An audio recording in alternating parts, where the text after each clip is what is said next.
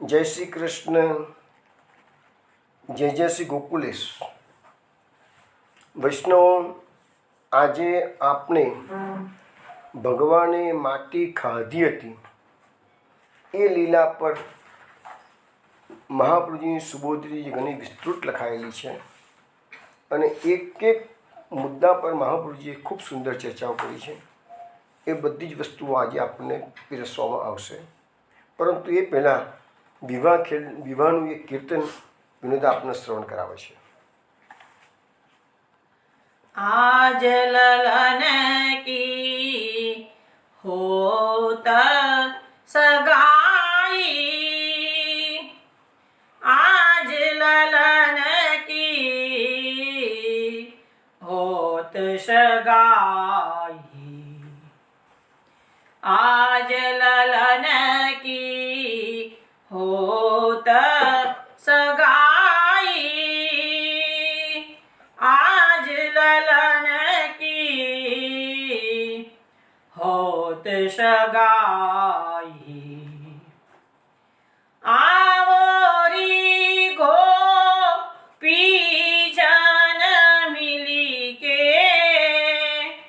गावो मंगल चार बधाई, आज ललन की होत सगाई। चोटी चुपरी गुहो सूत तेरी, बेनी छाड़ो चंचलताई, वृषभान गोपती को दे पठयो सुंदर जानी कान्हाई, आज लालन की होत सगाई। जो तुमको या बाती देखी है, करी है कहा बड़ाई, पहरी वसन आभूषण सुंदर, उनको देहु दिखाई, आज ललन की होत सगाई। नखसिक अंग श्रृंगार महरी, मणि मोतिने की माला पहराई, बैठे आई रतन चौकी पर, नर नारिणे की वीर सुहाई,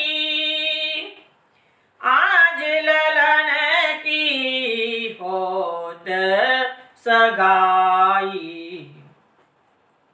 विप्र प्रवीण तिलक करी दियो, मस्तक अदित चापलियो अपनाई,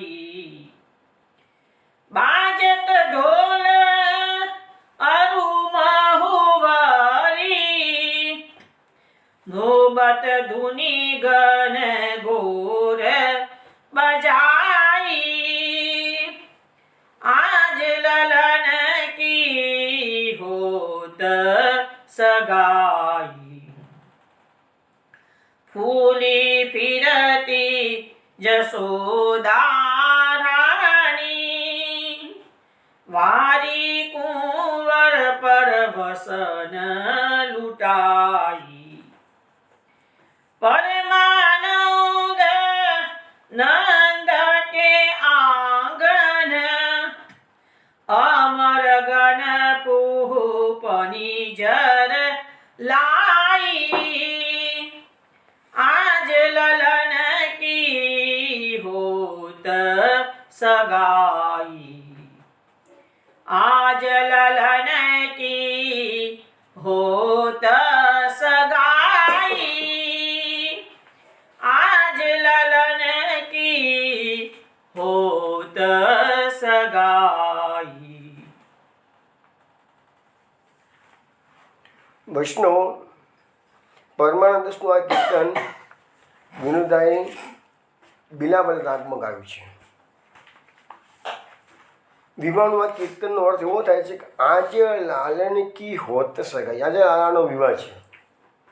આવોરી ગોપીજન મિલે કે ગાવો મંગલ ચાર વધાઈ. અરે ગોપીજનો, તમે બધા આવો ભેગા થઈને અને મંગલ ગીતો ગાઓ. ચોરી ચુપરી ગુવો સુત તેરી, બેની છોડો ચંચલતાઈ. જશોદા માતા લાલાને કહે છે કે તારી જે ચોટી છે એના પર હું તેલ લગાવું છું કે છે હું, અને કહે છે તારી બેની જે ગૂંથેલી છે ને કે છે એ હવે છોડવી પડશે કે છે, અને તારી ચંચલતા પણ સાથે સાથે તારે ચંચલપણું જે છે ને તારું એ ચંચલપણું પણ તું છોડી દે. કેમ છોડવાનું કે છે? વૃષભાન ગોપ ટીકો દે પઠ્યો, સુંદર જાની કનાઈ. આ વૃષભાનજીએ તારા માટે મંગલ પ્રસ્તાવ માટે તિલક મોકલ્યું છે કે છે, તો મંગલ પ્રસ્તાવ મોકલ્યું છે અને તને સુયોગ્ય વર જાણીને આ બધી તૈયારી અમે કરી રહ્યા છીએ કે છે. તું સુંદર છે વૃષભાનજીને, એટલે તને અહીંયા વિવાહ તારા સાથે કરવા તૈયાર થયા છે કે છે. તો એ લોકો બધા આવવાના છે હવે, તો તું સરસ રીતે તૈયાર થઈ જા. જો તુમકો યાં ભાંતિ દેખી હે કરીએ કહા બડાઈ. જો લાલા તને સુંદર રીતે હું તૈયાર કરી દઈશ ને કે છે, તો એ બધા એવી રીતે જોશે ને તને સુંદર, તો પછી તારી પ્રશંસા કરશે કે વાહ વાહ અમારા જમાઈરાજ તો બહુ સરસ તૈયાર થયા છે કે છે. પરી વસન આભૂષણ સુંદર ઉनको દેવું દિખાઈ.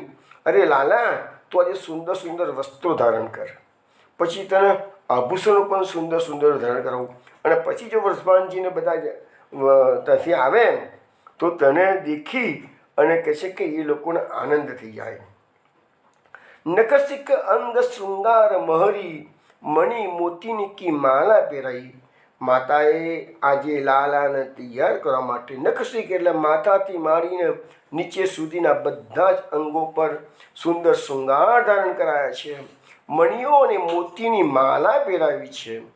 બેઠી આવી રત્ન ચોકી પર નર નારીને કી ભીડ સુવાઈ. અને પછી લાલાને તૈયાર કરી અને રત્નજડિત સિંહાસન પર બિરાજમાન કરાયા છે લાલજીને. અને ત્યાં તો ગોકુળની જે નર નારીઓ હતી એની ભીડ લાલાના દર્શન કરવા માટે આવી છે. બધાએ સુંદર રીતે લાલાના દર્શન કર્યા છે. વિપ્ર પ્રવીણ તિલક કરી દિયો, મસ્તક અદિત્ય ચાપ લિયો. હવે જે વિદ્વાન બ્રાહ્મણો છે આવ્યા છે અને તિલક કરવામાં આવ્યું છે, એના મસ્તકે અક્ષત લગાવવામાં આવેલા છે કે છે. બાચત ઢોલ અરુ બહુ મહુવરી, નોબત ધૂની ઘનઘોર બજાઈ. હવે આ મંગલ પ્રસંગે અનેક પ્રકારના વાજિંત્રો જેવા કે ઢોલ, મહુવરી, નોબત અને બધાની સુંદર સુંદર અવાજ, તુમુલ અવાજ આવી રહ્યો છે કે છે, એવા બધા વાજિંત્રો વાગવા લાગે છે. ફૂલી ફીરતી જશોદા રાણી, વારી કુંવર પર વસન લૂંટાઈ. હવે જશોદા રાણી છે એ આનંદમગ્ન થઈને ફરી રહ્યા છે કે હા, પોતાના લાલાનો જન્મદિવસ, પોતાના લાલાની સગાઈ થતી હોય તો માતાને કેટલો આનંદ આવે. વારી કુંવર પર વસન લૂંટાઈ. અને કુંવરનો વાર, કુંવરની પર વારના એટલે વસન, સુંદર સુંદર વસ્ત્રો એના પર વારી અને તગાને આવેલા જે લોકો હોય એ બધાને લૂંટાઈ રહ્યા છે, મીન્સ કે દાન કરી રહ્યા છે. પરમાનંદ નંદ કે આંગન અમર ગન પૂપની જરલાઈ. પણ સ્વર્ગના દેવોને ખબર પડી ગઈ કે લાલાનું પ્રાકટ્ય તો વ્રજમાં થયેલું છે, એટલે રોજ નવી નવી લીલાઓ જોવાની છે. સ્વર્ગના દેવોને એનો આનંદ મળે છે, એટલે એ લોકો બધા નંદજીના આંગણની ઉપર આકાશમાં બધા અમરગણ દેવો ભેગા થયા છે. અને જેવી આ વિધિ શરૂ થઈ કે ત્યાં પુહપન એટલે પુષ્પો એને વરસાવવા માંડ્યા છે. આકાશ તમે જુઓ, આખા ભાગવતમાં દસમ સ્કંદમાં બધી જગ્યાએ દેવોના 2 જ કામ છે. પુષ્પવર્ષા. એક તો પુષ્પ વર્ષા કરવાની, ભગવાન કોઈ રાક્ષસ તમારી હોય એટલે પુષ્પ વર્ષા કરવાની. બીજું કામ હોય તો એમને નૃત્ય કરવાનું, અને કદાચ ત્રીજું કામ હોય તો એમની પ્રશંસા કરતા ગીતો ગાવાના, એમ કે શ્લોકો બોલે છે તગાડી, એટલે સ્તુતિ કરે છે ટૂંકમાં. આ સિવાય દેવોને તો તગાડી ઘણી વાર સમજાવી ચૂક્યો છું કે સ્વર્ગના દેવોને માત્ર ભોગો જ ભોગવવાના છે. એ લોકોનું કોઈ એક્સ્ટ્રા કર્મ કરવાનું જ નથી. એટલે રાહ જોઈને જ બેઠા હોય કે પૃથ્વી પર કોઈ ભગવાન પધારે છે અને કંઈક નવીન કાર્ય કરતા હોય એટલે જઈને ધન્યવાદ આપવાના, એમના કાર્યમાં આવી રીતે સહભાગી બનવાનું. તો વૈષ્ણવ, આ વિવાહનું કીર્તન, અત્યારે વિવાહના દિવસો ચાલી રહ્યા છે આપણા, એટલે આ કીર્તન આજે લીધું મેં. હવે આપણે આપણા સત્સંગ શરૂ કરીએ છીએ. હવે આપણે છેલ્લા કેટલાક વખતથી માખણ ચોરી લીલાની વાતો કરતા હતા, અને આપણા સત્સંગમાં એ માખણ ચોરી લીલાની અંદર મહાપ્રભુજી જે નામો પ્રકટ કર્યા છે એની વાત મેં એ વખતે કરી હતી. છતાં અત્યારે કહું તો માખણ ચોરીમાં મહાપ્રભુજીએ પુરુષોત્તમ સહસ્ત્ર નામમાં નવનીત પ્રિયો અને ચૌર્ય વિદ્યા વિશારદ એ 2 નામ મૂક્યા. અને ત્રિવિધ લીલા નામાવલીમાં દધિદુગ્ધ પ્રિયાય નમઃ, નવનીત લવાહારાય નમઃ, પછી બ્રજ હીર મનયે નમઃ, ગોકુલ ચિંતા મણે નમઃ, અદ્ભુત કર્મણે નમઃ અને ગોકુલ ધૂર્ત ચરિત્રાય નમઃ. આટલા નામો ત્રિવિધ નામાવલીમાં. મેં આ અધ્યાયની સ્ટાર્ટિંગમાં કહ્યું હતું વૈષ્ણવો કે મહાપ્રભુજીએ આ અધ્યાયમાંથી મેક્સિમમ નામો પ્રકટ કર્યા છે. 14 નામો પુરુષોત્તમ સહસ્ત્ર નામો પ્રકટ કર્યા છે અને 24 નામો ત્રિવિધ લીલા નામાવલીમાં. આખા 90 અધ્યાયમાં મેક્સિમમ નામો જો મહાપ્રભુજીએ ન્યાય આપ્યો વધારે પડતો તો આ 8મો અધ્યાય છે. હવે આપણે 8મા અધ્યાયની જે સ્ટાર્ટિંગ કરી હતી, તમે ભૂલી ના ગયા હો તો થોડથી એક વાત તમને કરી દઉં કે મહાપ્રભુજી એક કારિકા, આપણે એ વખતે બધી ઘણી કારિકાઓ શ્રવણ કરી હતી, પણ એક કારિકા એવી હતી કે એમાં મહાપ્રભુજી એવું સમજાવેલું કે આ અધ્યાયની અંદર અંતઃકરણ શુદ્ધ કરનારા 5 પદાર્થો છે.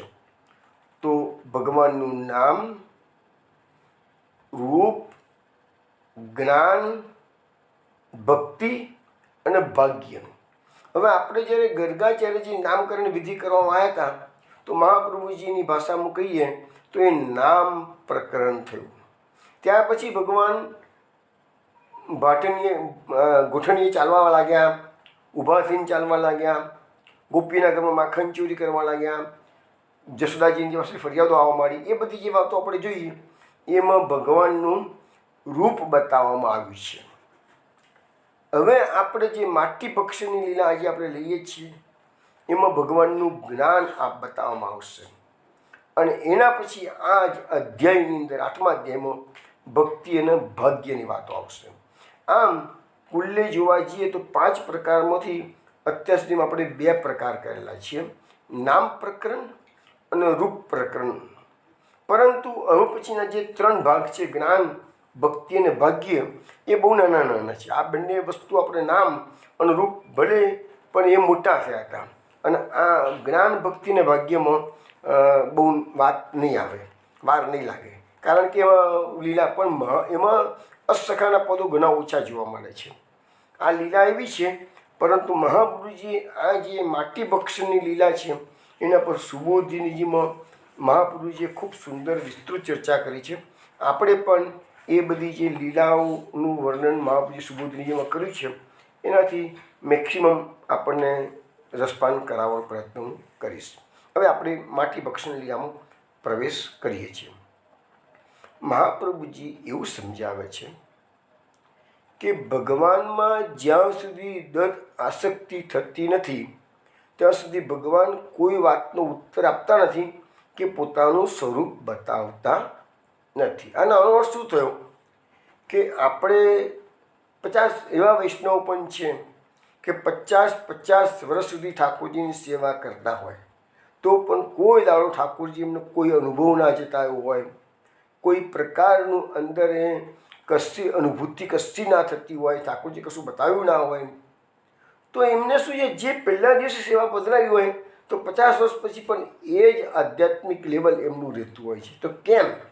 તો એ મહાપ્રભુજી આપણને સમજાવે છે કે એવા વૈષ્ણવો ભગવાનની જે સેવા કરે છે એમાં દૃઢ આસક્તિ થતી નથી. દૃઢ આસક્તિ એટલે એક જ વસ્તુ છે કે સંસાર ફિક્કો લાગે અને પ્રભુ તમને ગમવા લાગે, કૃષ્ણ ગમવા લાગે, એનું નામ છે દૃઢ આસક્તિ. તો એ દૃઢ આસક્તિ થઈ જાય તો સુધી ભગવાન મહાપ્રભુજી સમજાવે છે કે ભગવાન તમારા પ્રશ્નનો ઉત્તર પણ નહીં આપે કે તમને સ્વરૂપ બતાવતા નથી, એટલે કે કશું જતાવશે નહીં. હવે આપણું આ જે રૂપ પ્રકરણ આપણે જે જોયું, ભગવાનની બધી બાળ લીલાઓ થોડા વખત પહેલાં જોઈ, માખણ ચોરી વગેરે, ખાંડ બુઢણની ચાલવાની બધી લીલાઓ, તો એમાંથી યશોદાજીને આ મારો પુત્ર છે એ જ અધ્યાય થયો છે. યશોદાજીમાં જો કે આખી લીલા આપણે 11 લીધી છે, એમાં યશોદાજીનો તો પુત્ર ભાવ જ રહેવાનો છે. ક્યારેક ક્યારેક એમનામાં પરબ્રહ્મત્વનો ભાવ આવશે, પણ તરત ભગવાન પાછું આ માતી ભક્ષણ લીલામાં જ એ જ વસ્તુ છે, એમનામાં આ મારો લાલો પરબ્રહ્મ છે. એટલે મહાપ્રભુજી એક નામ આગળ આવશે જ, હું તમને બતાવીશ, પરબ્રહ્મત્વ નમઃ. તો પરબ્રહ્મત્વ નમઃ નામ મૂકશે એટલે એ મીન્સ કે માતાજીને લાલામાં પરબ્રહ્મના દર્શન થાય છે. પણ એ ભાવ ટકવાની દે કૃષ્ણ, તરત વિસ્તૃત કરાવી દેશે. એટલે યશોદાજીમાં એ જ ભાવ રહ્યો છે કે હું કૃષ્ણની માતા છું. એટલે હવે યશોદાજીએ જે અત્યાર સુધી આપણે ગોપીઓનો જે ઉરાણા ઠપકો ઘણો સાંભળ્યો, પણ યશોદાજીએ છતાં પણ પુત્રને કનૈયાને એક અક્ષરે ઠપકો આપ્યો નથી. ભાગવત પ્રમાણે તો કશું કહ્યું જ નથી. કોઈ પદમાં આવે છે પણ ભાગવત પ્રમાણે તો કશું યશોદાજીએ કૃષ્ણને કશું કહ્યું નથી. એટલે યશોદાજીનો જે પુત્રમાં જે અધ્યાસ છે, એટલે કે આસક્તિ છે, એ વચ્ચે પણ કયો ભાવ છે? પુત્ર ભાવ છે. તમે આ બધી વસ્તુઓ જે થિયરીમાં આપણે જોઈએ ને, થોડું માઇન્ડ એપ્લાય વ્યવસ્થિત કરશો ને તો જ તમારા મગજમાં ઉતરશે મહાપ્રભુજીનું એંગલ. આસક્તિ ભલે પુત્ર રૂપે આસક્તિ, તો પુત્ર રૂપે આસક્તિ, પણ આસક્તિ તો કૃષ્ણમાં છે ને, એ વાત અગત્યની છે. એટલે માતા હોવા છતાં પુત્ર પ્રેમથી વિરુદ્ધ ભગવાનને શિક્ષા કરે. જો હવે ગોપીઓ લડવાઈ, જો કૃષ્ણને જો શિક્ષા કરે તો માતાજીનો કૃષ્ણમાં જે પ્રેમ છે એનામાં ન્યૂનતા આવી જાય. ન્યૂનતા આવી જાય એટલે એમની જે કૃષ્ણ પ્રત્યેની આસક્તિ છે એ ઓછી થાય કે દૂર થાય. એક વસ્તુ સમજો કે જે વ્યક્તિ તમને દુનિયામાં વધુ પ્રિય હોય, તમને એના ક્યારેય દોષ દેખાવાના જ નથી. ક્યારે ન દેખાય દોષ? એને એમ જ લાગે કે મારું પ્રિય પાત્ર સર્વશ્રેષ્ઠ છે. એ ભૂલો કરે તો પણ, એ ઠપકો આપે તો પણ દોષ ન દેખાય. તો એ વાત અહીંયા આપણને સમજાવવામાં આવે છે. હવે આ જે માટી ભક્ષણ લીલાના ભાગવતમાં કુલ 11 શ્લોકો મૂકવામાં આવેલા છે.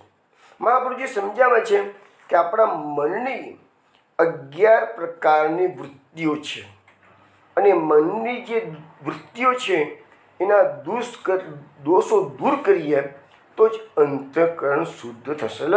એક વસ્તુ તો નિશ્ચિત છે કે જ્યાં સુધી અંતઃકરણ શુદ્ધ નથી ત્યાં સુધી ભગવત આસક્તિ થવાની જ નથી, પ્રભુની કૃપા થવાની જ નથી. ગમે તેટલી સેવા કરી હોય ને, સત્સંગ કર્યો હોય ને, કથા વાંચી હોય, મુખ્ય બેઝિક સિદ્ધાંત જે છે અંતઃકરણ નિર્મલ થવું જ જોઈશે. હવે એ અંતઃકરણ નિર્મૂલ થવા માટે અંતઃકરણની બુદ્ધિઓના જે દોષો છે એ દૂર કરવાની વાત અહીંયા આપણને સમજાવવામાં આવે છે. આપણે સોમવારે નંદરાયજીનો શ્લોક સમજાવ્યો હતો, મનસુ વૃત્યો ન સ્યુ કૃષ્ણ પાદાંબુજ આશ્રયા. નંદરાયજી જેવા નંદરાયજી ભગવાનના પિતાશ્રી છે, તો પણ કૃષ્ણની પાસે શું માગે છે? અમારા મનની એક વૃત્તિ. યાદ હતો ને કે કુલ 11 વૃત્તિઓ છે, સુબોધની જેમ બતાવે છે. અમારા મનની એક વૃત્તિ શ્રી કૃષ્ણના ચરણ કમલનો આશ્રય કરતી રહે. એટલે આપણી મનની વૃત્તિ જો સંસારમાં ગઈ તો કૃષ્ણના ચરણ કમલનો આશ્રય ક્યાં આવ્યો? હવે પછી તમે કહો કે આટલા વર્ષો હું સેવા કરું છું પણ ભગવાન મને કોઈ અનુભવ કરાવતા નથી, તો તમારી મનની વૃત્તિ તો ભટકતી છે. તમારું શરીર સેવામાં આપ્યું છે, તમારો હાથ સેવામાં છે, પરંતુ તમારી મનની વૃત્તિઓ જે જ્યાં સમજાવવામાં આવે છે એ છે કે મનની વૃત્તિઓ શ્રી કૃષ્ણના ચરણ કમલમાં લાગેલી રહેશે. અને એટલા તો એકાદશી એટલે શું? મનની 11 વૃત્તિઓને કંટ્રોલ કરવા માટે એ દિવસે વ્રત કરવાનું છે, ઉપવાસ કરવાનું છે. એનું નામ જ એકાદશી. એકાદશ ઇન્દ્રિયોને કંટ્રોલ કર્યું એનું નામ એકાદશી. તો અહીંયા આપણને આ સમજાવ્યું. મહાપ્રભુજી આના માટે સુંદર કારિકાઓ લખી છે. શું લખી છે? દોષ નિવૃત્તય યત્નો વાક્યમ ચેતત્સનું તત્સાધિકા કૃતિર્વિષ્ણુ જ્ઞાનમ પૂર્વ નિવારકમ જ્ઞાનસ્ય ઉત્કર્ષ સિદ્ધ્યર્થમ વિષયાનામ ચ વર્ણનમ તતો ભયમ તન્નિવૃત્તો પૂર્વપક્ષસ્ય યુક્તયમ સિદ્ધાંતિને પ્રતિષ્ઠાનમ ગીતાયા શરણાગતિ. મહાપ્રભુજીએ આ અઢી મેં આપને શ્રવણ કરાવી. એ અઢી કારિકાઓ 2 અને અડધી, એ અઢી કારિકાઓમાં મહાપ્રભુજી આપણને એવું સમજાવે છે કે હવે પછીના જે 11 શ્લોકો આપણે હવે શ્રવણ કરવાના છીએ, એ 11 શ્લોકોમાં શું આવે છે એ મહાપ્રભુજીએ એનો ટૂંકામો નિર્દેશ આ 11 કારિકામાં બતાવ્યો છે. પહેલો જે શ્લોક આવશે એટલે આપણા નંબરનો જે પહેલો શ્લોક આવશે ને એ શ્લોક 32 નંબરનો આવશે. પણ આ જ્ઞાન પ્રકરણ શરૂ થાય છે. હવે આપણું મેં કીધું પહેલાં નામ ગયું, પછી રૂપ ગયું, હવે જ્ઞાન પ્રકરણ થયું. તો જ્ઞાન પ્રકરણના જે 11 શ્લોકો છે એ 11 પ્રકારના દોષોની નિવૃત્તિ કરવા માટે 11 શ્લોકો આપેલા છે. અને મહાપ્રભુજી આ અઢી કારિકામાં 11 શ્લોકોનો સાર આપી દીધો. શું કહે છે કે પહેલો શ્લોકમાં બાળકોએ અજ્ઞાનથી ભગવાનમાં મૃત્તિકા ભક્ષણનો દોષ સમજ્યો. એટલે પહેલા શ્લોકમાં જે બાળકો હતા એ જોઈ ગયા કે કનૈયો માટી ખાય છે, એટલે એ દોષ બાળકોમાં આવ્યો. એક વાત. બીજું, એ દોષને દૂર કરવાનો થયેલો પ્રયત્ન. એટલે અલ્ટિમેટલી દોષ તો બાળકોએ નથી કર્યો છે કનૈયાએ, પણ બાળકોનો દોષ દેખાયો. હવે એ દોષને દૂર કરવાનો એ બાળકોએ પ્રયત્ન કર્યો. પ્રયત્ન એટલે શું કર્યું? જશોદાજી પાસે જઈને ફરિયાદ કરી. ત્રીજામાં જશોદાજીએ ઉલટ તપાસ કરી, એટલે જશોદાજીના વાક્યો આવે છે. ચોથા શ્લોકમાં યશોદાજીને ઉત્તર આપ્યો. કૃષ્ણએ કહી દીધું મેં માટી નથી ખાધી. જશોદાજી પૂછે કેમ લા, શું કર્યું? ત્યારે કૃષ્ણ કહે છે ના, મેં માટી નથી ખાધી. એ ચોથું શ્લોક થયું. પાંચમા શ્લોકની અંદર હવે ભગવાને કહેતા તો કહી દીધું મેં માટી ખાધી નથી, પણ ભગવાનને સાબિત કરવું પડશે. એટલે ભગવાને પોતાના ઉત્તરની સત્યતા સિદ્ધ કરવા માટે પોતાના મુખારવિંદમાં જગતને દર્શાવતી કરેલી લીલા, એ પાંચમો શ્લોક. એટલે લીલા બતાવી દીધી કે મારા મુખમાં જોઈ લે મમ્મી, મારા મોઢામાં શું જોઈ લે કે છે. છઠ્ઠા શ્લોકમાં કહે છે કે હવે ભગવાનનો પ્રથમ તો દોષ ઉત્પન્ન થયો, માટી ખાવાનો દોષ, અને પછી એનું મિટાવવા માટે જે જ્ઞાન આપ્યું છે એટલે એ દોષ છે એ જુઠ્ઠું પ્રમાણિત કરવાનું જે જ્ઞાન છે એ છઠ્ઠા શ્લોકમાં આવશે. પછી જે જ્ઞાન તો થયું માતાજીને કે કૃષ્ણના મુખમાં શું જોયું છે, તો જ્ઞાનના ઉત્કર્ષ સિદ્ધિ માટે આ વિષયોનું વર્ણન કરવામાં આવે છે. આઠમા શ્લોકમાં વિષયો અને ઉત્પન્ન થયેલા ભયનું વર્ણન, માતાજી ગભરાઈ ગયા છે એટલે એને ભયનું વર્ણન છે. નવમા શ્લોકમાં ભયની નિવૃત્તિ માટે પૂર્વ પક્ષની યુક્તિઓ અંદર આપવામાં આવશે. 10મા શ્લોકમાં સિદ્ધાંતથી નિશ્ચય કરવામાં આવશે. અને 11મા શ્લોકમાં ભયભીત થયેલા યશોદાજી ભયભીત થઈ ગયા છે બધું જોઈને કે આ શું કહે છે, બધું મારો નાનો આ બધું છે શું કહે છે. એટલે એમની બુદ્ધિ બેર મારી ગઈ છે. તો છેવટે બેર મારી ગઈ બુદ્ધિ એટલે ગભરાઈ ગયા. યશોદાજી ભયભીત થયા હતા એટલે ભગવત શરણાગતિ સ્વીકારી લીધી. છેલ્લો સિદ્ધાંત ક્યાં આવ્યો? ભગવત શરણાગતિ. હવે જુઓ, આ જ્ઞાનની જે દશા છે એમાં પહેલી દશા આવી એ દોષ થયો કૃષ્ણનો, અને છેલ્લી દશા આવી એ શરણાગતિ. પુષ્ટિ માર્ગ હવે આપણે આવીએ. પુષ્ટિ માર્ગની શરૂઆત શરણાગતિથી. પહેલી નામ મંત્રની શરણ દીક્ષા લે છે. એટલે અહીંયા જે લાસ્ટ સ્ટેજ છે એ પુષ્ટિ માર્ગનું પ્રથમ સ્ટેજ છે, શરણાગતિની છે. હવે આપણે સમજવાનું પ્રયત્ન કરીએ. એક એક શ્લોકો લઈએ, ઉતાવળ કરવાની નથી, શાંતિથી. મહાપ્રભુજીના આમો અસ્સખાની વાણી ખાસ આવતી નથી. અસ્સખાના 2 કે 3 જ પદો અવેલેબલ છે, એટલે જેટલા છે એ તમને થોડા ઘણા સમજાવીશ. પણ અત્યારે આપણે જે મેઇન કોન્સન્ટ્રેશન કરીએ છીએ એ મહાપ્રભુજીનું એંગલ.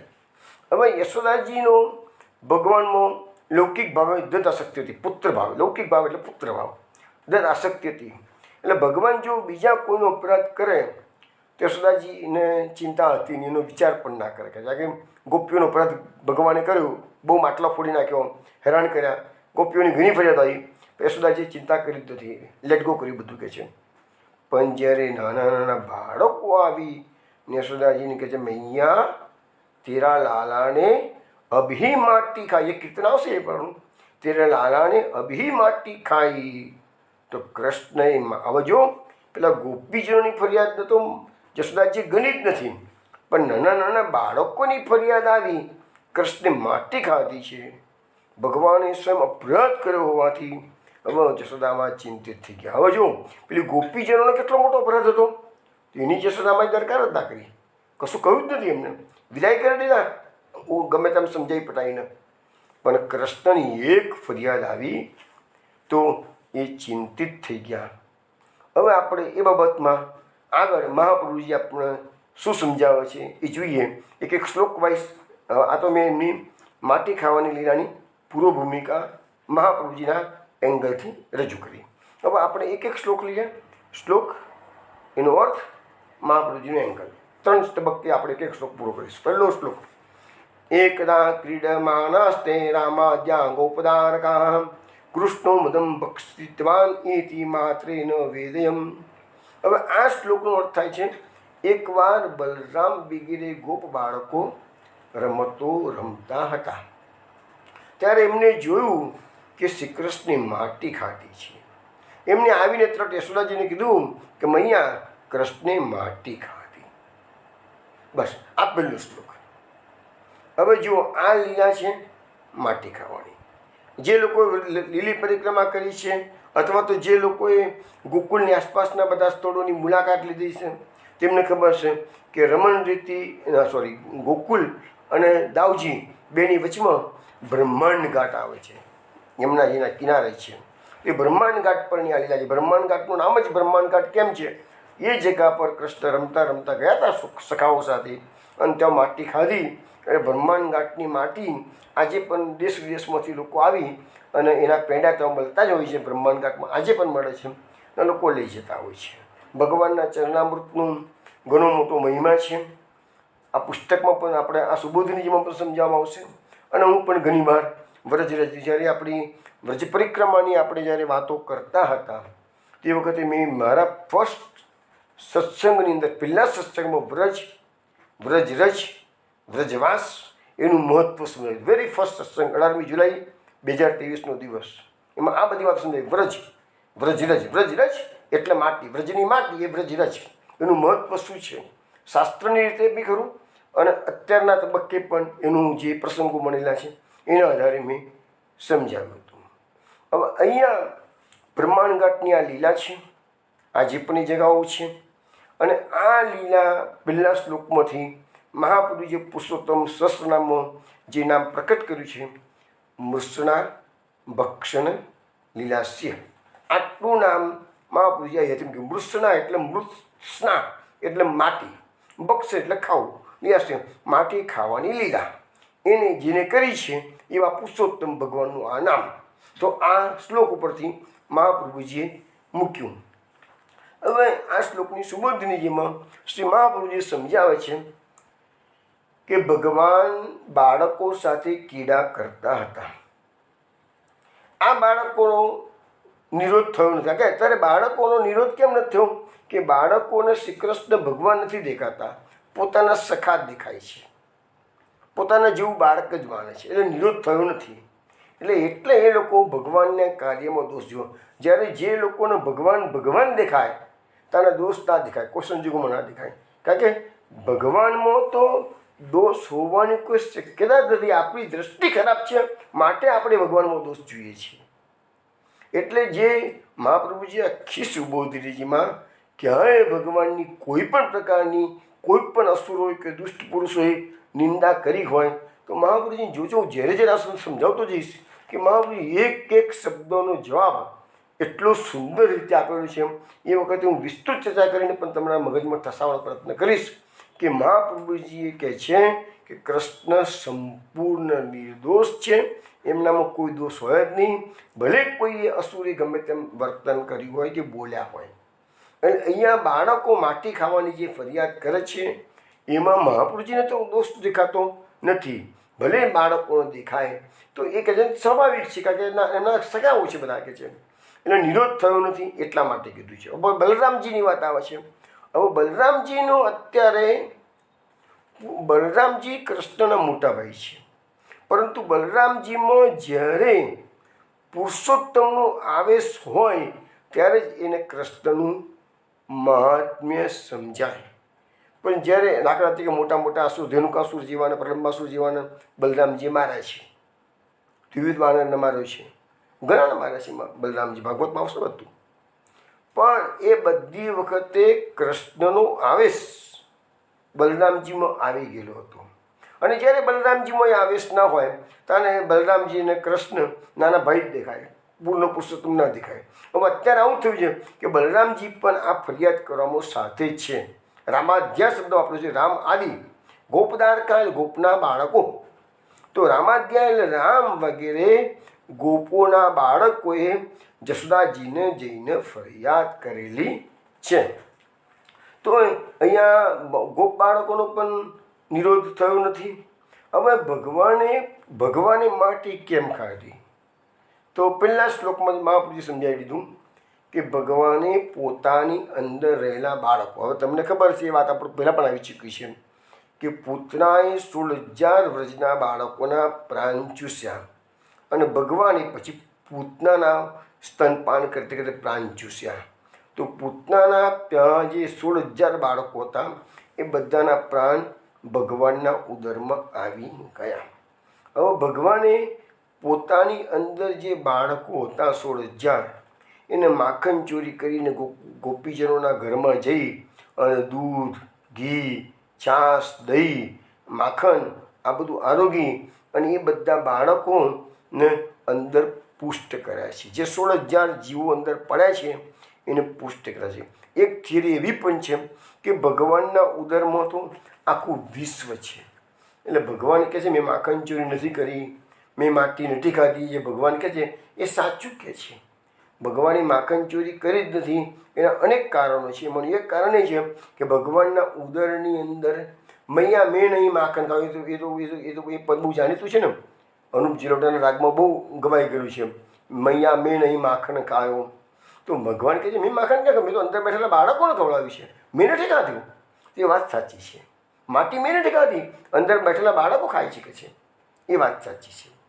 તો એ ભગવાનના ઉદરમાં આખું વિશ્વ બ્રહ્માંડ છે, એને ભગવાને પોષણ કરેલું છે. એટલે ગોપીજનોના ઘરમાં જે માખણ ચોરી થઈ અને દૂધ વગેરેનું જે દહીં માખણ વગેરે ખવાયું એ બધાને એ જીવોને પુષ્ટ કર્યા. હવે એ જીવોને ભક્તિ રસથી કૃતાર્થ કરવાના છે. ત્યાં સુધી એમને લૌકિક પોષણ મળ્યું, હવે એને અલૌકિક પોષણની જરૂર છે. એટલે મહાપ્રભુજી કહે છે એટલે ભગવાને પોતાના ચરણારવિંદથી યુક્ત પવિત્ર ભક્તિરસયુક્ત પવિત્ર માટી એમને ખવડાવી. આ માટીને કેટલા ગુણ બતાવ્યા મહાપ્રભુજી સુબોધનીજીમાં. એક તો ચરણારવિંદથી એ માટી પવિત્ર થઈ ગઈ, કે ભગવાન તો ખુલ્લા ચરણારવિંદે આખા બ્રજ મંડળમાં ફર્યા છે, ગૌચારણ કર્યું છે, રમવા ગયા છે, ખેલવા ગયા છે, જે કંઈ બી કર્યું છે ભગવાને પાદુકાજી ચરણોમાં ધારણ કરી નથી. 11 વર્ષ સુધી જ્યાં સુધી ભગવાન બ્રજમાં વિરાજ્યા ત્યાં સુધી પાદુકાજીની વાત આવતી જ નથી. તો આખી જે બ્રજમંડળની 84 કોષની પરિક્રમા એટલે તો વૈષ્ણવ આપણે કરવા જવાનું છે કે 84 કોષની પરિક્રમા તમે કરશો તો તમારે બી ખુલ્લા પગેથી જ યાત્રા કરવાની આપણા શાસ્ત્રોમાં, આપણા સંપ્રદાય સાહિત્યમાં છે. તો એટલા માટે જ કે ભગવાનની ચરણ રજ ઉડી ને આપણા શ્વાસમાં જાય, આપણા શરીર પર એનો સ્પર્શ થાય અને એનું સેવન કરવાનું છે. એટલે મથુરાવાળા મનોહરલાલ શાસ્ત્રીજીનું પ્રવચન એક વખત મેં સાંભળ્યું હતું 2002ની સાલમાં કાને ચોખ્ખું બોલેલા બહુ આપણા સંપ્રદાયના બહુ મહાન વિદ્વાન થઈ ગયા. મનોહરલાલ આજકાલની જ વાત છે. 2002માં તો મેં પ્રવચન સાંભળ્યું છે, ત્યાર પછી એ પહોંચી ગયા. એમને ઘણા ચતુર્વેદી છોકરાઓને ભાગવતમાં રસ લેતા કર્યા. એમાં કેટલાક તો એમના શિષ્યો મોટા કથાકાર બની ગયા છે. એમાંના એક તો ધીરેન્દ્ર શાસ્ત્રી છે, બીજું એક રાજુભાઈ શાસ્ત્રી છે. આ બધા દેશ વિદેશમાં કથાઓ કરતા થઈ ગયા છે. એ બધા મનોહરલાલના શિષ્યો છે. મનોહરલાલ ચતુર્વેદી બ્રાહ્મણ છે. એમને એક વખત એમના પ્રવચનમાં એમ કહ્યું કે વૈષ્ણવો, તમે આ વ્રજ પરિક્રમા કરવા માટે આવ્યા છો તો એ તમારી નવદા ભક્તિમાંની કઈ ભક્તિ છે કે છે? તો કહે છે પાદ સેવન ભક્તિ છે. કેવી રીતે? તો તમે 40 દિવસ સુધી વ્રજમાં રોકાવાના છો, તમે પણ ખુલ્લા પગે આખા વ્રજમંડળમાં ફરવાના છો. તો વ્રજરજ જે છે એ તમને ઉડી ઉડીને તમારા શરીર પર પડશે, શ્વાસમાં જશે. તો એ વ્રજરજનું તમારા સાનિધ્ય 40 દિવસ સુધી પ્રાપ્ત થશે. તો વ્રજરજ કોણ છે? તો ભગવાનના ચરણારવિંદની રજ છે. એટલા માટે એમને કીધું કે આ પાદ સેવન ભક્તિ છે, કારણ કે તમે રજનું સેવન કર્યું એટલે ભગવાનના ચરણારવિંદનું સેવન કર્યા બરાબર છે.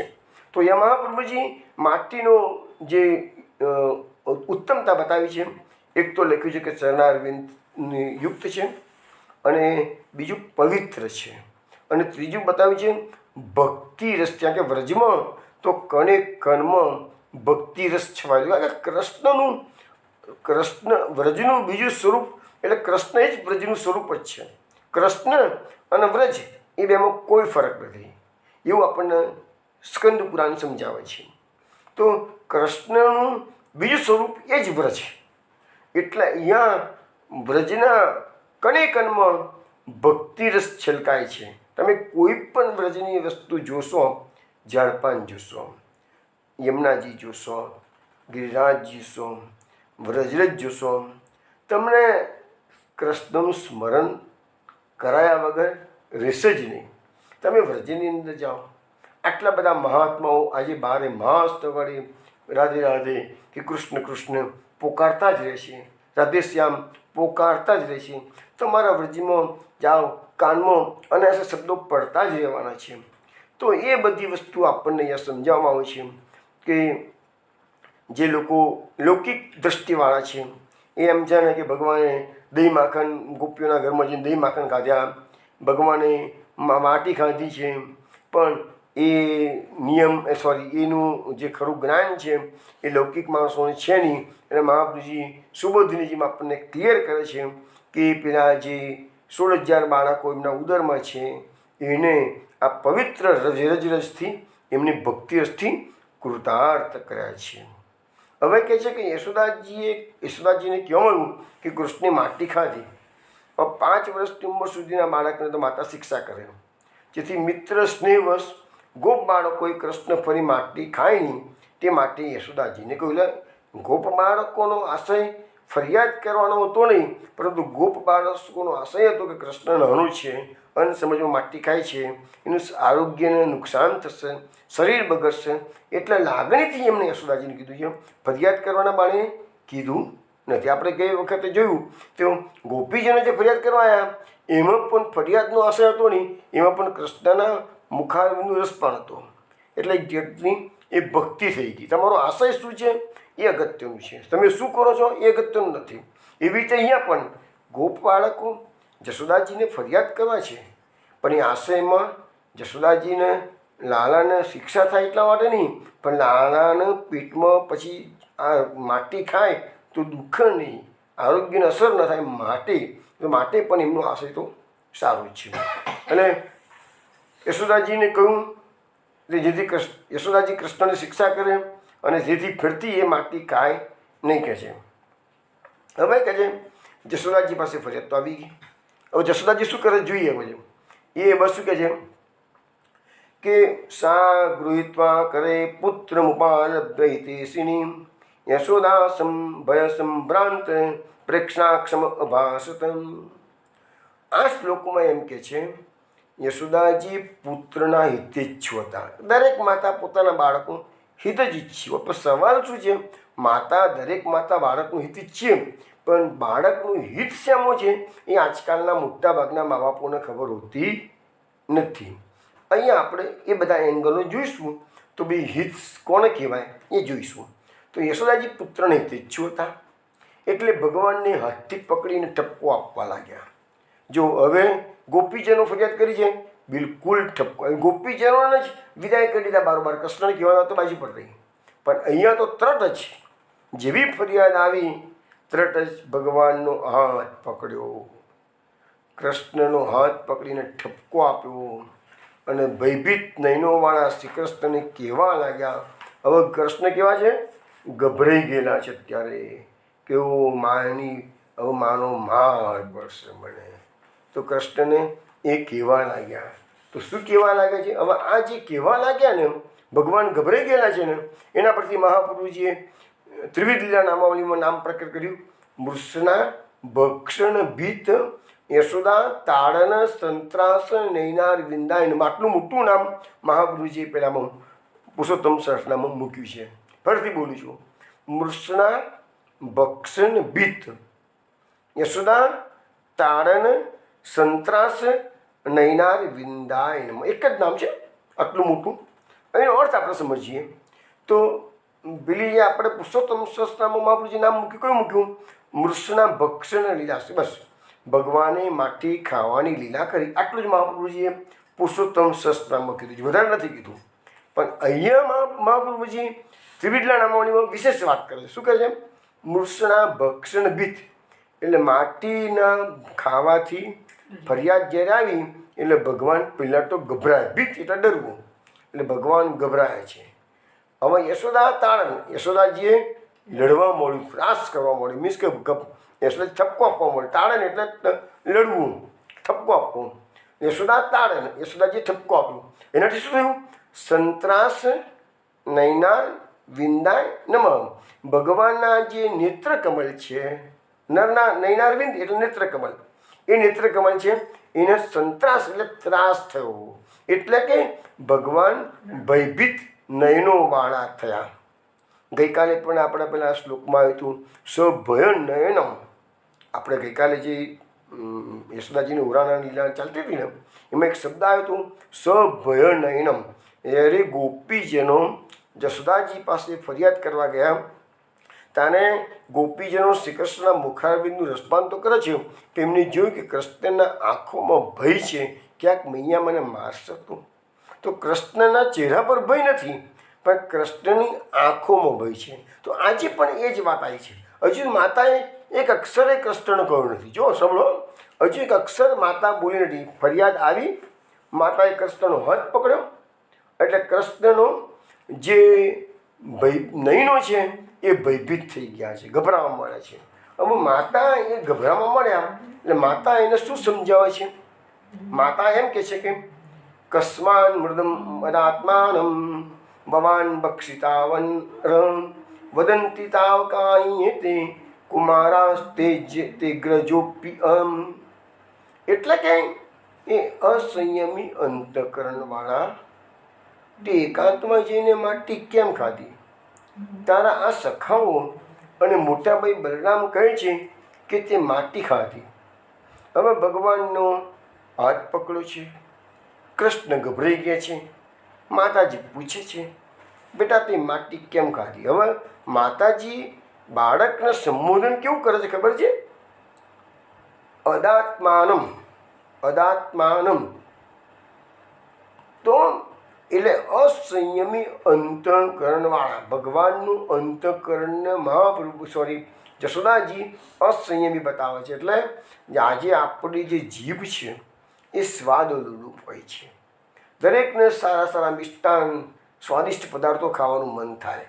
એટલે આપણું જે અંતઃકરણ છે કે આપણી જે ઇન્દ્રિયો છે ને એ બધી અસંયમી છે. કે આપણે સંયમ રાખી શકતા જ નથી. તો અહીંયા ભગવાન તો માટી ખાધી છે, તો માટી ખાવામાં તો કોઈ સ્વાદ આવવાનો નથી ને. છતાં જશોદાજી કહે છે કે માટી તો ખવાય જ નહીં, છતાંય ખાધી છે. એટલે એને અસંયમી અંતઃકરણવાળા કરીને જશોદાજી એનું સંબોધન કરે છે. બીજો શબ્દ આવ્યો રહો, એકાંત. એકાંત. હવે સવાલ એક આવ્યો છે કે ભગવાને જો એકાંતમાં માટી ખાધી તો ગોપ બાળકો કઈથી જોઈ ગયા? તો ગોપ બાળકો કઈથી ગયા મેં જોઈ છે કે છે? એટલે ગોપ બાળકોની ફરિયાદ ખોટી સરસ થઈ જાય. અહીંયા જશોદાજી પોતે જ બોલે છે કે એકાંતમાં માટી ખાધી છે કે છે. એટલે એકાંતમાં માટી ખાધી એટલે એનો અર્થ કે ગોપ બાળકો તો હતા નહીં. તો ગોપ બાળકો હતા નહીં એને ખાધી છે, તો ગોપ બાળકોને ખબર કેવી રીતે પડી કે એને માટી ખાધી? આ એક ક્વેશ્ચન આવે છે. આપણે બધી ડિસ્કશનમાં પછી સુબોધીના આધારે જોઈએ છીએ. થોડી વારમાં હું તમને સમજાવું છું બધું. તો સખાઓ પણ કહે છે, મોટા ભાઈ બલરામ પણ કહે છે, અગ્રજ એટલે મોટા ભાઈ બલરામ પણ આપણને જશોદાજીને કહે છે કે કૃષ્ણએ માટી ખાધી છે. હવે એના માટેનું એક સુંદર પદ છે, એ તમને વિનોદા શ્રવણ કરાવે છે. પછી હું તમને એ પદનો ભાવ સમજાવું અને સુબોધનીજી પણ સમજાવું. તે માટી ક્યો ખાઈ મોહન, તે માટી ક્યો ખાઈ, તે માટી ક્યો ખાઈ મોહન, તે માટી ક્યો ખાઈ. ठाड़े ग्वाल कहत सब बालक, जे तेरे समुदाय मोहन, ते माटी क्यों खाई. मुकरी गए मैं सुनी न देखी, झूठे आनी बनाई. दे प्रतीति पसारी बदन तब, सब वसुधा दर्शाई. मोहन, ते माटी क्यों खाई. मगन भई जसुमती मुख चितवत, ऐसी बात उपजाई. सूरदास उर लाई लाल को, लोन उतारत राई. मोहन, ते माटी क्यों खाई, ते माटी क्यों खाई. मोहन, ते माटी क्यों खाई. સુરદાસજીનું આ પદ વિનોદાએ દેવગંધર રાગમાં ગાયું. જશોદાજી લાલાને આ પદમાં પૂછે છે, મોહન તે માટી ક્યો ખાઈ? એ મોહન તે શા માટે માટી ખાધી? ઠાડે ગ્વાલ કહત સબ બાલક, જે તેરે સમુદાય. અને આ બધા ગોવાળિયા તારા ગ્રુપના જ છે, તારા સમૂહના જ છે કે છે. અને એ જ બધા ગોવાળિયાઓ આવીને ફરિયાદ કરે છે કે તે માટી ખાધી છે કે છે. મુકરી ગયે મેં સુની ન દેખી, જૂઠે હી આની બનાવી.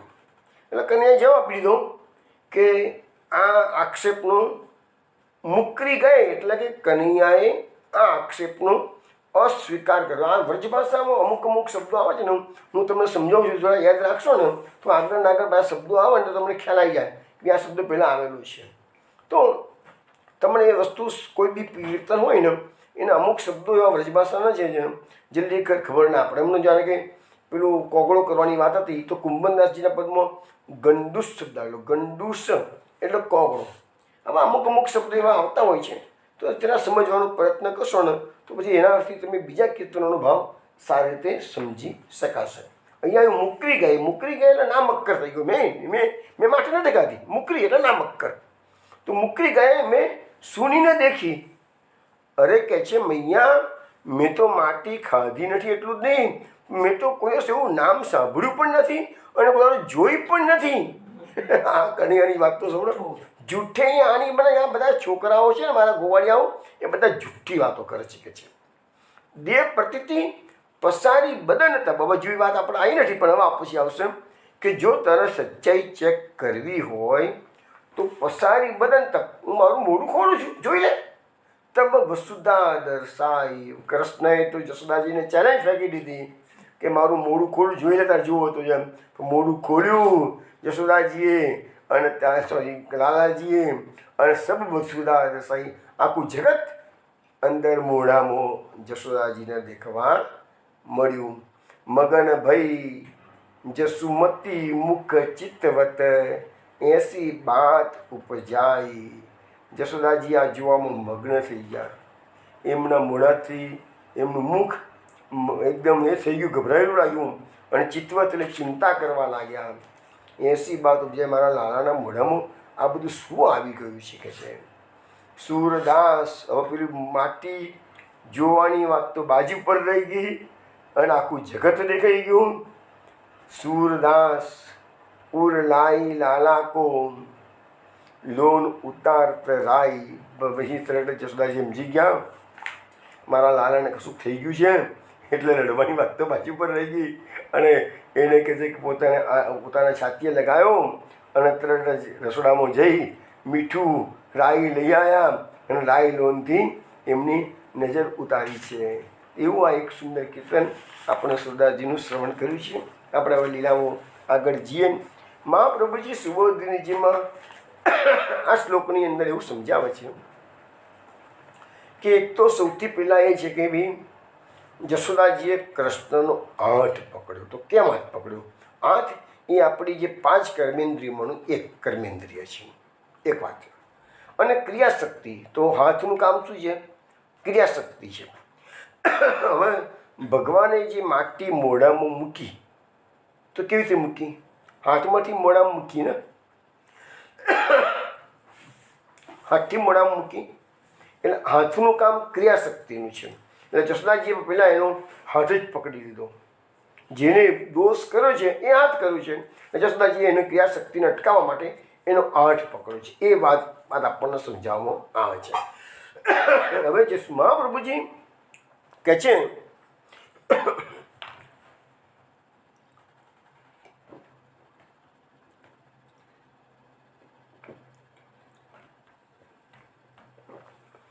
મહાપ્રભુજી કહે છે કે ભગવાન યશોદાજીના પુત્ર રૂપે અત્યારે લીલા કરી રહ્યા છે. ભગવાન પોતાની ઈચ્છાથી જ યશોદાજીના ત્યાં પુત્ર રૂપે પ્રગટ થયા છે. એટલે ભગવાને પુત્ર ધર્મનું પાલન કરવાના માટે માતાને પૂર નામના નરકથી બચાવવાની લીલા કરવાની હતી. જો હવે તમે શાસ્ત્રોના સિદ્ધાંતો સમજવાનું માઇન્ડ એપ્લાય કરશો તો સમજાશે. આપણા શાસ્ત્રોમાં પુત્ર શબ્દનો અર્થ એવો કરવામાં આવે છે, પૂર નામના નરકથી જે બચાવે એનું નામ પુત્ર. પણ આપણે એટલા બધા સ્માર્ટ થઈ ગયા છે ને કે આપણને તો મૃત્યુ પછી નરકની સજા થશે કે સ્વર્ગમાં જઈશું કે ભગવત ધામમાં થઈશું, ચિંતા જ નહીં. કે ઈટ ડ્રિંક એન્ડ બી મેરી, ખાઓ પીવાનું મોજ મજા કરો. આપણી થિયરી અત્યારે બધા લોકો મોટા ભાગે એપ્લિકેબલ કરતા થઈ ગયા છે. પણ અહીંયા મહાપુરુષો સમજાવવા છે, મહાપુરુષની વાત તો માનવી જ પડશે. તો જશોદાજીને પુત્ર છે કૃષ્ણ. હવે જો એક વાત સાંભળો, વસુદેવજીનો મહાપ્રભુજી સુબોધનીય બતાવે છે કે જશોદાજીનો પુત્ર છે.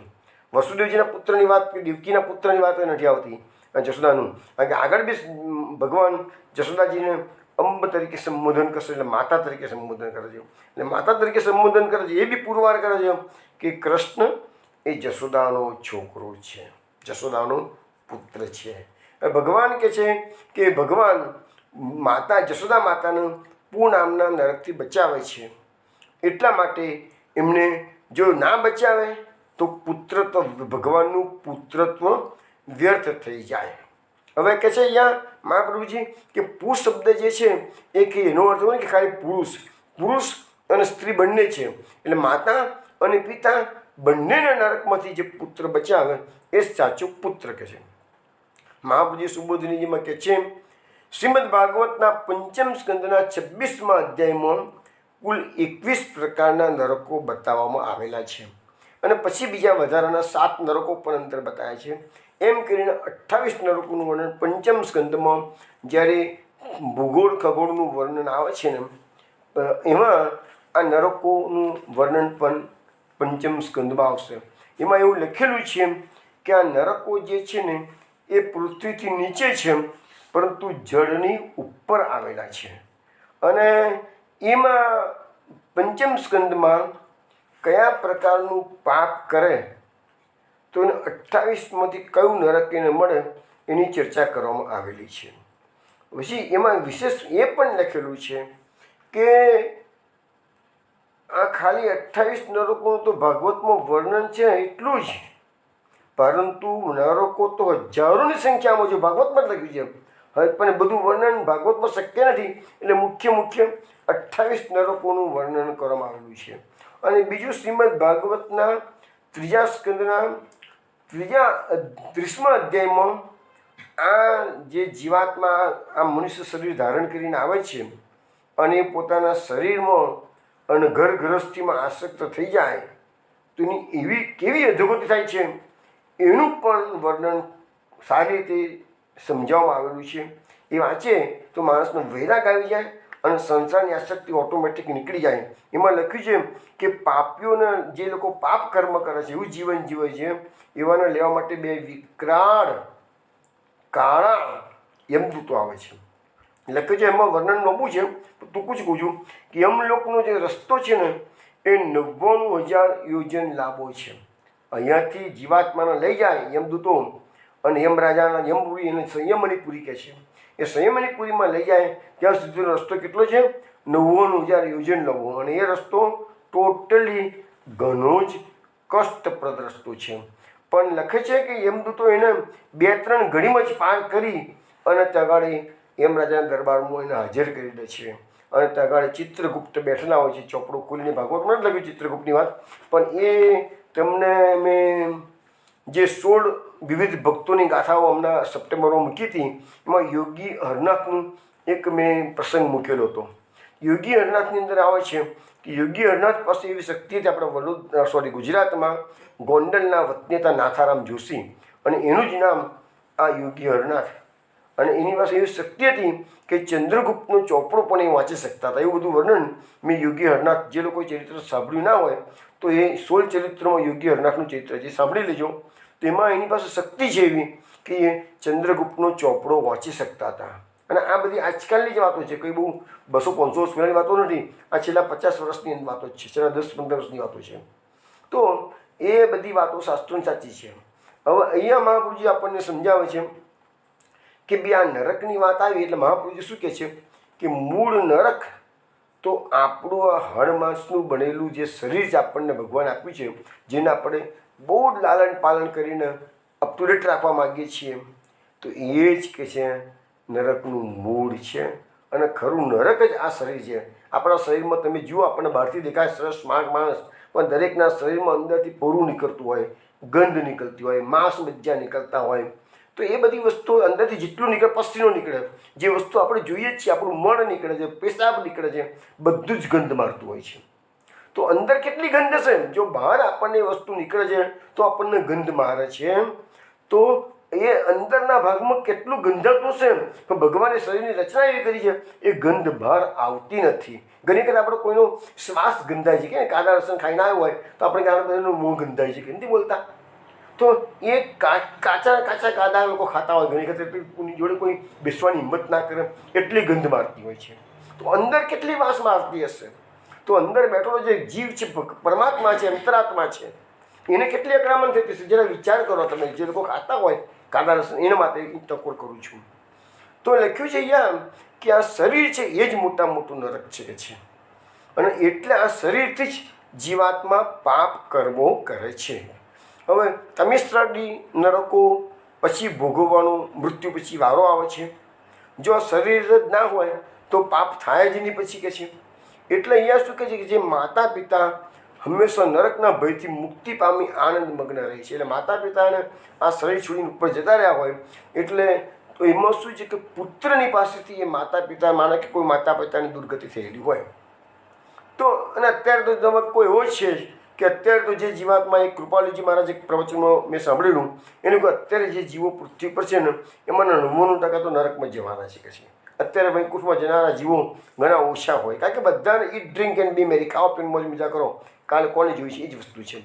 તો અહીંયા સમજાવવામાં આવે છે કે પુત્ર છે એનું કર્તવ્ય છે કે પૂત નામના નરકમાંથી આ બધાને બચાવવા. એટલા માટે પુત્રએ માતા પિતા પાસે સાંધ તર્પણ આદિ ક્રિયાઓ જે આજે લોકોને શ્રદ્ધા નથી રહી પણ એ બધી જે માતા પિતા પાસે ભાગવત કથા કરાવવી જોઈએ, આ બધી તર્પણ વગેરેની ક્રિયાઓ કરાવવી જોઈએ. હવે આપણા સમાજમાં પણ એવા ઘણા કિસ્સા જોવા મળેલા છે કે મર્યા પછી પેલું પ્રેતાત્મા આવ્યો હોય અને પેલાના સંતાનના સપનામાં આવીને કહે ભાઈ મારી પાસે નારાયણ બની કરાવો. અમે ઘણા જોયા છે, આજકાલના જ આ બનાવેલો છે. મારી પાસે નારાયણ બની કરાવો, મારા પાસે શ્રાદ્ધની ક્રિયા કરાવો, મારા પાસે ભાગવત કરાવો. તો આવી રીતે એ લોકોનું પ્રેતત્વમાંથી મુક્તિ થાય છે.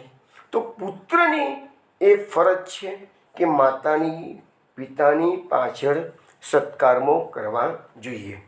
હવે આપણે અહીંયા સમજાવે છે મહાપ્રભુજી આગળ કે યશોદાનું નામ કેમ પડ્યું યશોદા? યશ દદાતી ઇતિ યશોદા, યશનું દાન કરતી યશોદા.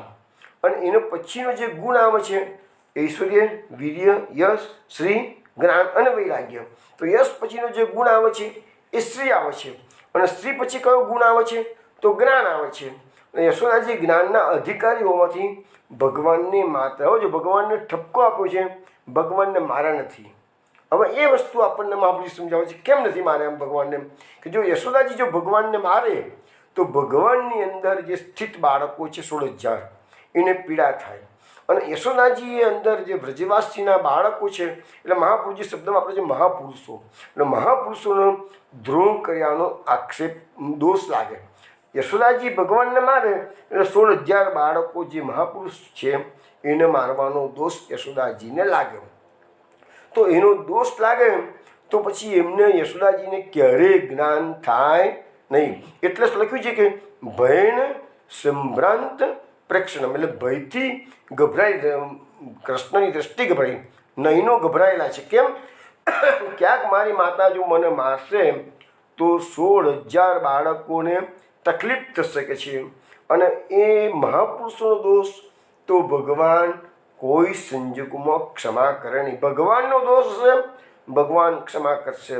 પણ કોઈ સંતનો તમે અપરાધ કર્યો, કોઈ ભગવાનના ભક્તોનો અપરાધ કર્યો, ભગવાન ક્યારેય ક્ષમા નહીં કરે. એ વસ્તુ આપણને મહાપુરુષજી સમજાવે છે. એટલે યશોદાજીને પોતાના મુખારવિંદમાં જે બ્રહ્મ બતાવવાનો છે તેનું ધર્મ એ જ્ઞાનરૂપ છે અને એ જ્ઞાન યશોદાજીને થવાનું છે. પણ તે જ્ઞાન પ્રાપ્ત કરવામાં યશોદાજીની ભગવાનનો દોષ જોવાની દૃષ્ટિ છે એ વિઘ્નરૂપ છે. માટે હવે જો યશોદાજીને જો જ્ઞાન નથી, મારું બાળક જ છે, હજુ એમની દ્રષ્ટિ કેવી છે કે મારું બાળક છે, એટલે એ દ્રષ્ટિ એમની વિઘ્નરૂપ છે. કે બાળક હોત તો સજા કરી હોત, પણ સજા કરવા જાય તો મહાપુરુષનો અપરાધ થાય, મહાપુરુષનો અપરાધ થાય તો માતાનો દોષ વધી જાય. એ માટે ભગવાને જ યશોદાજીની પ્રેરણા કરી. એટલે ભગવાને સારી રીતે ગભરાયેલી દૃષ્ટિથી યશોદાજીને પ્રેરણા કરી, જેથી યશોદાજીએ માત્ર ઠપકો આપ્યો પણ મારઝૂડ કરી નથી. એટલે ભગવાનની શિક્ષા કરી નથી. ભગવાન યશોદાજીના વચનોનો ભગવાન પરિહાર કરી શકે, પણ શિક્ષાના દોષથી મહાપુરુષનો દ્રોહ થાય તેનો ઉપાય તો ભગવાન પણ ના કરશે. મહાપુરુષો બધું શું લખે છે એમ કે જો યશોદાજીએ મહાપુરુષો જે ભગવાનના ઉદરમાં બિરાજમાન છે એનો અપરાધ કર્યો હોત, એનો દ્રોહ થયો હોત તો ભગવાન પણ એનો ઉપાય કરી શકતા નહીં કહે છે. એટલે ભગવાને એને ફક્ત વચનો સુધી સીમિત રાખી છે. કેમ? યશોદાજીને જ્ઞાન કરાવવાનું છે. શું જ્ઞાન કરાવવાનું છે? આવતા સોમવારે રાત્રે 8 વાગે તમને જ્ઞાનની વાતો કરીશું. જય શ્રી કૃષ્ણ.